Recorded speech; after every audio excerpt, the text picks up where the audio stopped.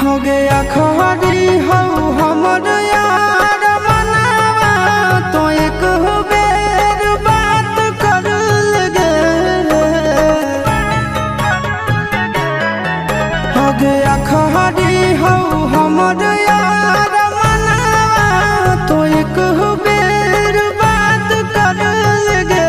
हो गे सोना यारवा हो भरती पटनवा में आके मुलाकात कर लेगे।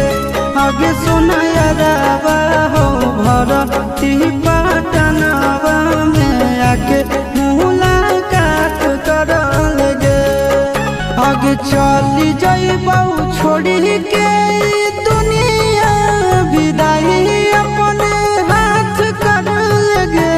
आगे सुना यारवा हो भरती